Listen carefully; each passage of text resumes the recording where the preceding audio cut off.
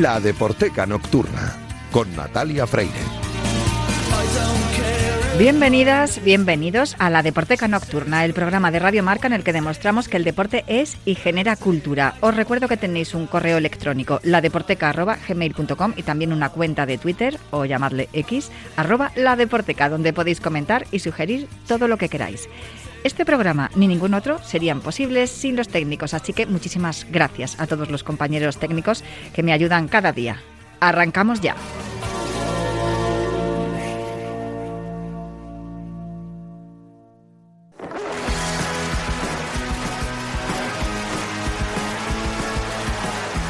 Himno titular, con Julio Ruiz. No me gusta que me guste el fútbol, pero ¿qué le voy a hacer? Venga Lopetegui, sonríe, Florentino paga bien, dando pena contra Holanda, casi rompo la pared, y mi colega con la mano me pide calma como Cristiano, el maldito Yo voy a pedir calma como Cristiano, pero esto no va a tener vuelta atrás, porque hoy vamos a empezar con una canción que forma parte de la banda sonora de nuestras vidas y sobre todo del fútbol. Julio Ruiz, muy buenas, ¿cómo estás? Hola, aquí estamos otra vez, otra semana más. Otra semana más aquí en Himno Titular en La Deporteca, pero tenéis cada semana, podéis escuchar, además si no es cada semana, o sea, si lleváis retraso no pasa nada porque hay podcast, o sea, que podéis coger toda la tira e ir escuchándolos poco a poco. Todos los discos son grandes, todos los podcasts que hace Julio Ruiz, donde sigue mostrando su sabiduría, su profesionalidad y su amor por un oficio que es el de periodista musical. Y yo tengo el lujo y la suerte de tenerte aquí y me vas a poner a una de mis diosas. Claro. Yo soy súper fan Sí. de Shakira. Sí, pero Shakira primero. ¿Ponemos primero a Shakira? Sí, ponme a Shakira. Vale, pues primero. te pongo a Shakira con una canción que le gusta o le gustaba porque fue banda sonora del Flechazo con Gerard Piqué.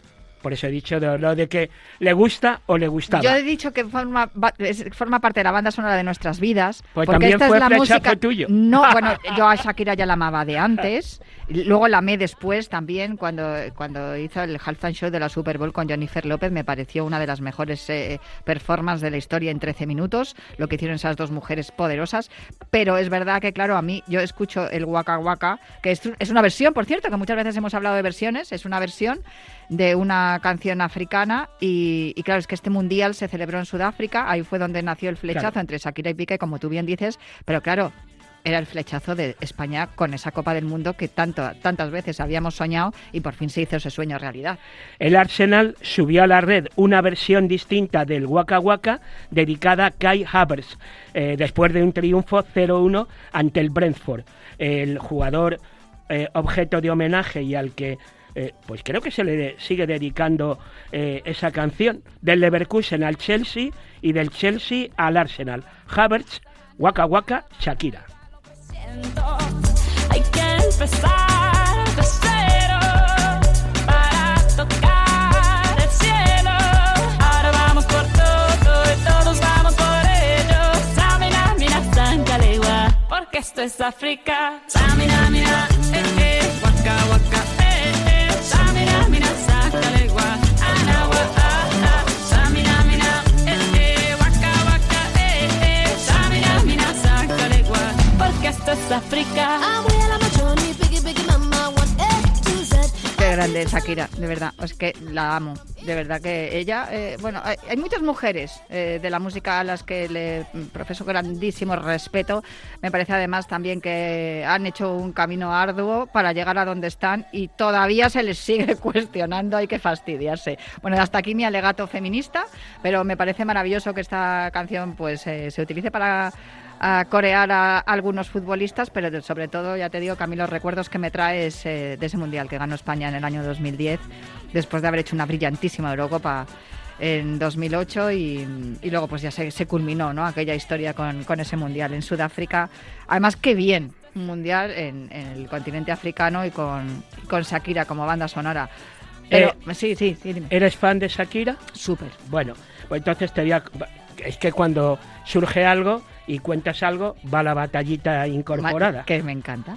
Bueno, pues verás. No te prives jamás de contar estas cosas porque es lo que más me gusta. Verás, me gusta esto, todo, pero me encanta esto. Esto tiene que ver entonces con cuando yo hacía guiones para un programa de televisión, pues fue Shakira a hacer un playback, que era lo que se hacía. Siempre ha habido programas Rocopop, Tocata, A Tope, música sí, que es a quien... De hecho, se echa de menos que haya más programas con música en directo en la televisión pública. Ya hasta aquí mi alegato en defensa de la cultura en los medios públicos. Bueno, pues vino y la verdad es que yo veo a la Shakira de ahora y se me va el recuerdo a la Shakira de antes y tenía como bastante poco que ver. Bueno, pues era esa canción que estaba buscando, bueno, esa que era sorda, ciega, ¿cómo era esa canción? Sí, no la recuerdo bien, pero sí, sé cuál me dices. Pues esa fue así fue como en España empezamos a conocer lo que venía del otro lado del charco y que filmaba Shakira. Yo creo que fue la primera canción conocida de Shakira en el mercado español. Estoy mirando a ver si encuentro, pues luego los fans de Shakira van a decir, parece mentira, que no. Bueno, luego lo busco. No te preocupes. En cualquier caso, no es la única canción que me traes hoy, que me has traído el Waka Waka, pero me traes otra más. No, claro que no. Siempre hay que buscar la conexión y en este caso también ponte tú la medallita porque dijiste, oye, hay una canción dedicada a ese jugador que ha fichado el Atleti en esta temporada y que se la cantaban en el Chelsea.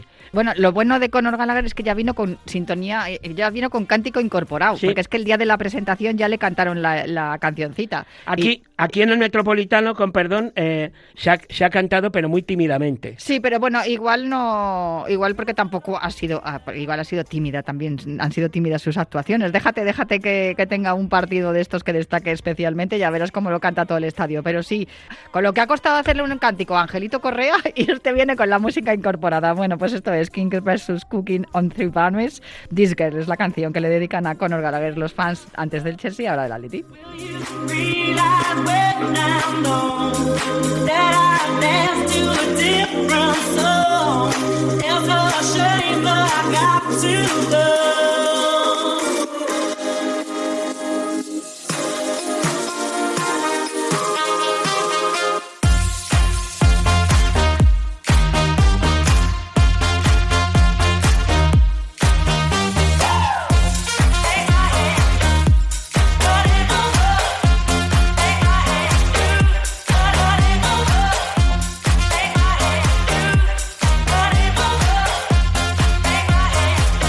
La letra de la canción tampoco es que sea así muy elaborada, o sea, es la, claro. Conor Gallagher. Lo bueno de esto es que entra la métrica, porque Sí. hay muchas veces que se organizan canciones como esa que se hizo, esa versión del Despacito, que es que no entra la métrica. No insistáis en cantarla, que no entra. Claro. Es muy difícil, o sea, las cosas tienen que rimar. Bueno, pues un trío funk australiano con Kylie Auldis, año 2009, su segundo álbum, Soul Messing, con... Hemos dicho el nombre del grupo, ¿no? Sí, Antes. Kings vs. Cooking and Three Banners. Bueno, y la canción... This Girl. Iba a decir yo que antes nos habíamos quedado en puntos suspensivos o con duda, y antes de que venga el grupo de fans y que diga, ¿cómo? No, lo había dicho bien. Sí. Ciega, sordomuda, Shakira. Es efectivamente Shakira, su cuarto álbum de 1998. Cuando era una chavalita y ya... Sí, cuando la vimos por primera vez en la tele española. Mira, fíjate, ahora ya casi es nuestra, ya no, Claro. Shakira ya es nuestra. Yo la tengo ya como mía, sin duda. Esto es lo que tiene la música, ¿no? Que te acerca al mundo, te abre la mente, te hace disfrutar y relajarte como yo acabo de hacer ahora mismo contigo. De verdad, Julio, qué gusto tenerte aquí en la Deporteca. O sea, mi agradecimiento infinito, ya sabes que no me canso de decírtelo. Y por más que te lo digo, poco te lo digo, me parece a mí. Hasta la semana que viene. Adiós, hasta luego. Con...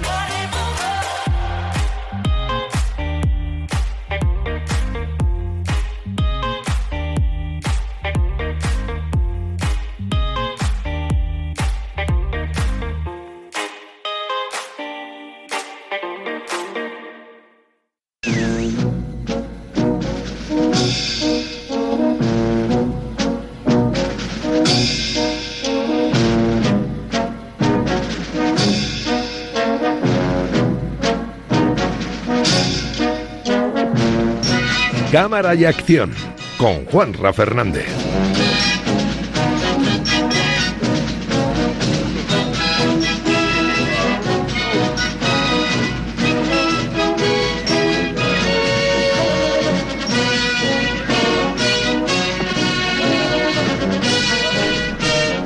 Pues es la primera semana del mes, con lo cual tenemos una cita ineludible con Juanra Fernández, que es director, guionista, escritor, bueno, nuestro hombre de cine aquí en la Deporteca. Hola, Juanra, ¿cómo estás? Hola, buenas noches, Natalia, muy bien. Oye, hace un par de semanas estuvimos hablando con Marcos Pereda en su sección literaria de El Buscavidas de Walter Tevis, que bueno, se ha reeditado ahora por la editorial Impedimenta en castellano, y estuvimos hablando de ese libro, de todo lo que se hablaba acerca del billar y claro, inevitablemente tuvimos que hablar de Paul Newman y de su interpretación de Eddie Felson en la película El Buscavidas, ¿no? Que además es que la novela de Tevis, que creo que era su debut, en cuanto la vieron en Hollywood dijeron pa'lante porque esto tiene pinta de película, y fíjate tú que se hizo una de las películas ahí en 1961 como algo además que ha quedado ya dentro de lo que es el cine oscuro, ¿no? En blanco y negro, pero también el cine deportivo, porque el billar, al fin y al cabo, es un juego y que si hay competición también es un deporte. Efectivamente, y además con esa adaptación que hizo Robert Rosen, que fue maravillosa, pues yo creo que dejó bastante bien a la novela, ¿no? Porque siempre que se hace una adaptación, ¿no?, cinematográfica de una obra literaria, bueno, en este caso funcionó mejor.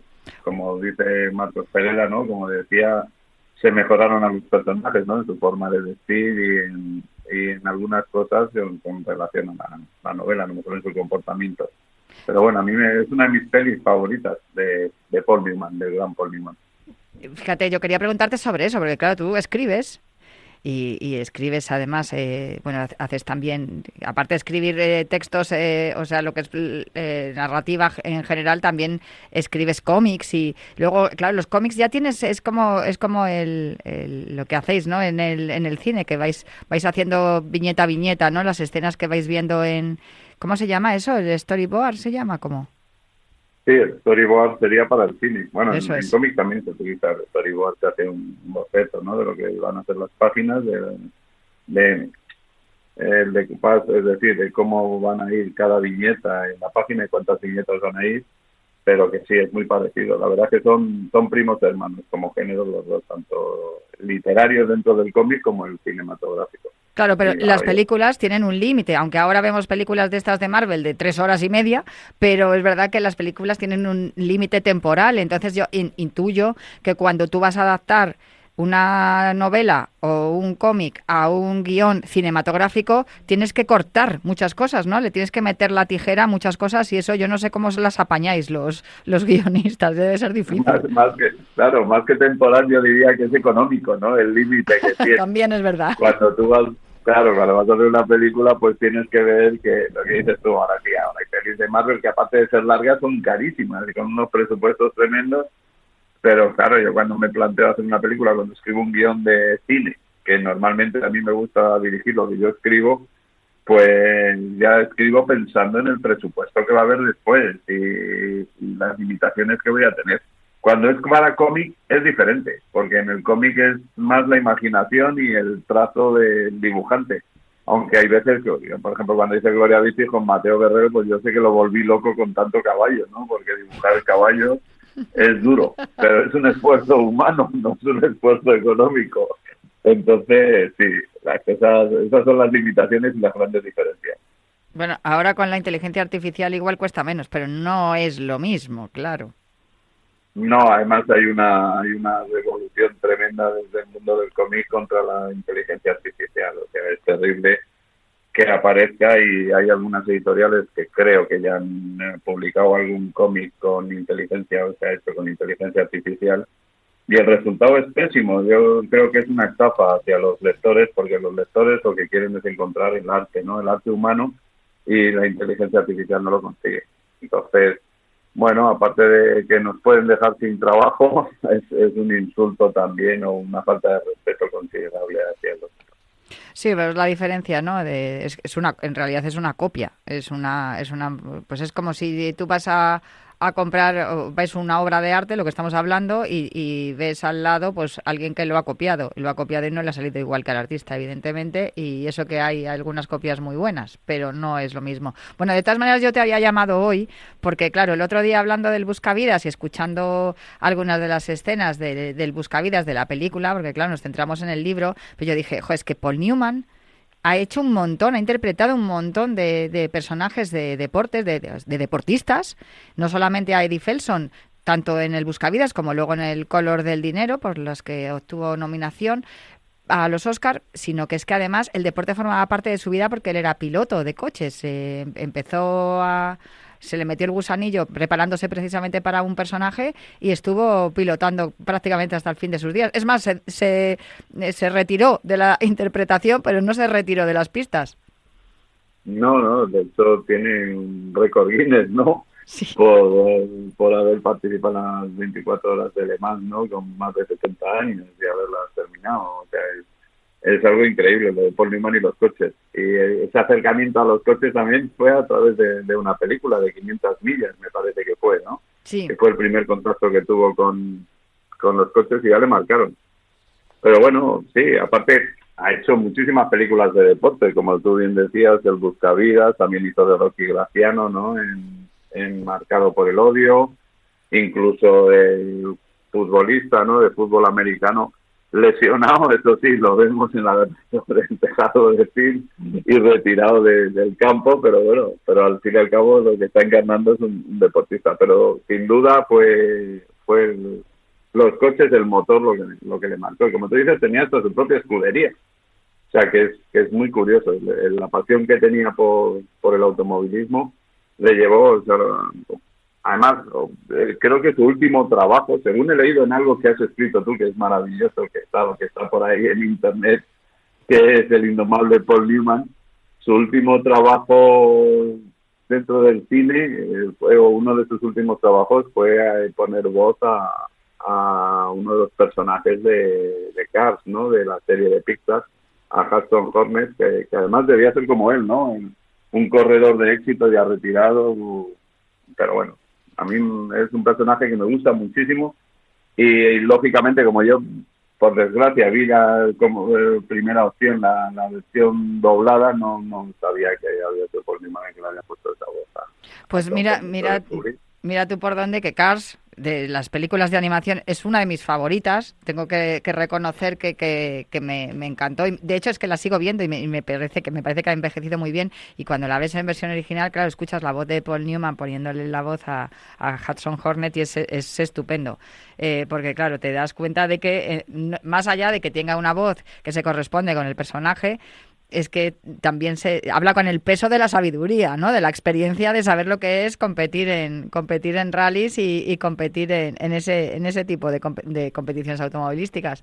Pero fíjate, a mí creo que uno de los personajes que más me gustó, el de la gata sobre el tejado de The Zinc, con Elizabeth Taylor además como acompañante, sí, con unas escenas maravillosas entre los dos y todo lo que conlleva, ¿no? La obra de Tennessee Williams, mira, estamos hablando de adaptar obras al cine, creo que lo hicieron bien, que lo hizo muy bien el director a partir de esa obra de Tennessee Williams, pero le recuerdo muy bien, y de las primeras películas que vi yo así de Paul Newman, ya con la conciencia de voy a ver a Paul Newman interpretando a un deportista, Marcado por el Odio, que Marcado por el Odio se tituló Somebody Up There Likes Me, y a mí me sorprendió mucho que había una canción de David Bowie que tenía ese mismo título. Mira, suena así.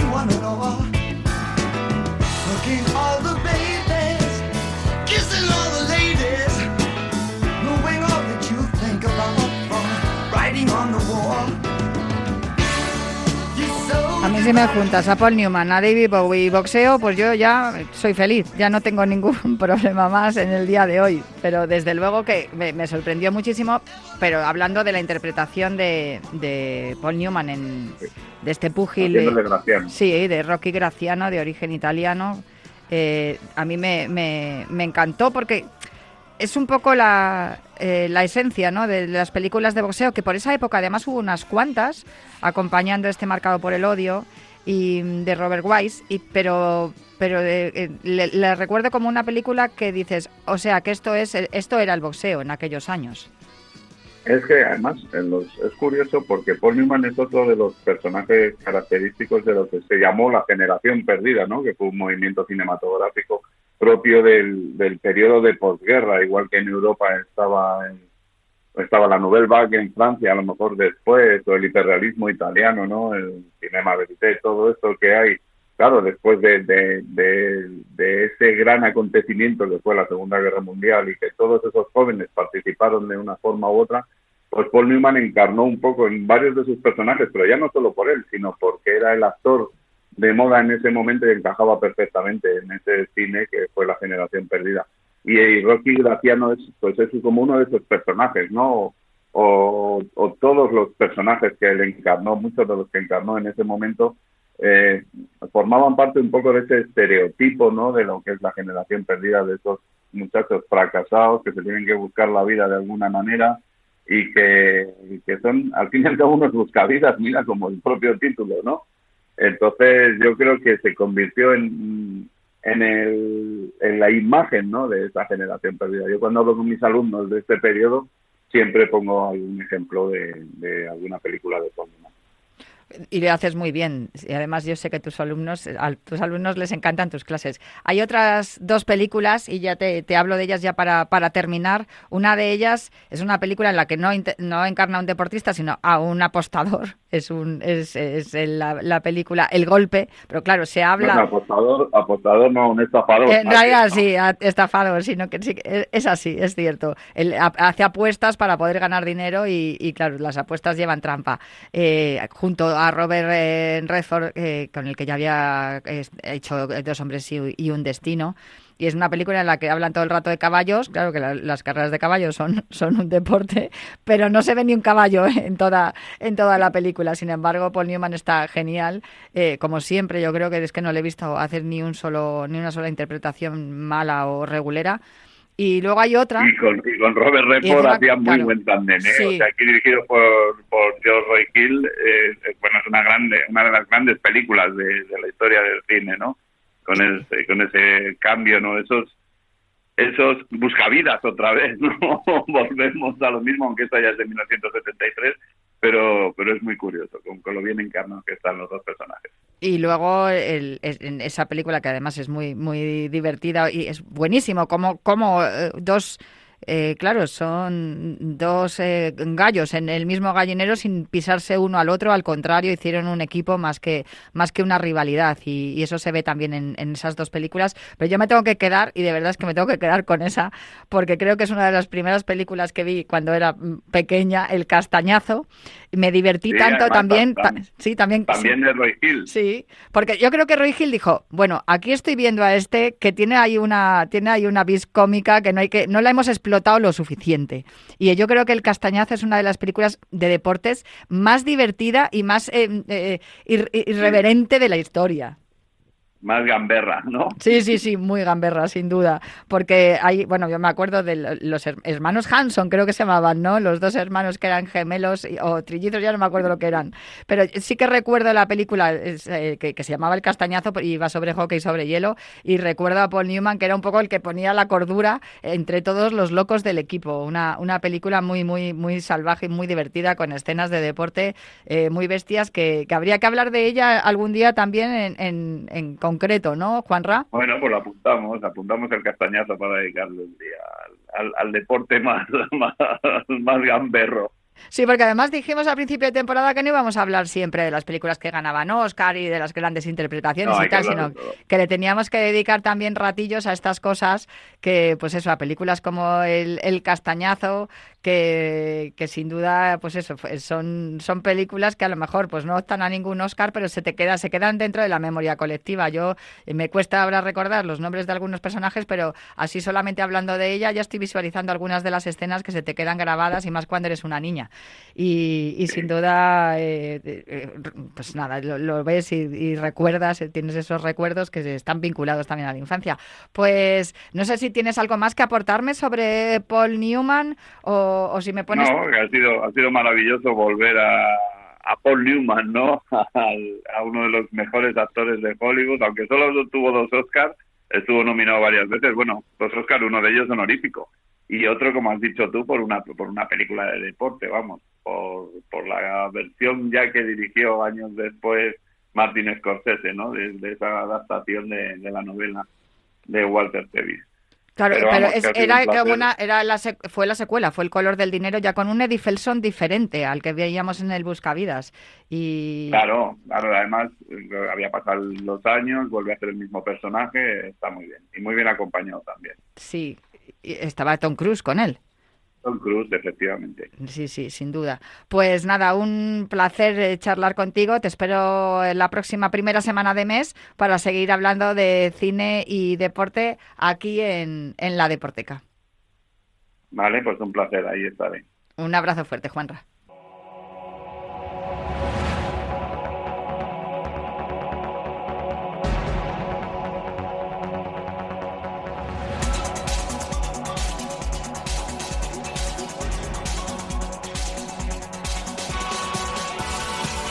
Hasta aquí la Deporteca de hoy. Yo me marcho ya, pero prometo volver la próxima semana con más literatura, cine y música relacionados con el deporte. Hasta la semana que viene.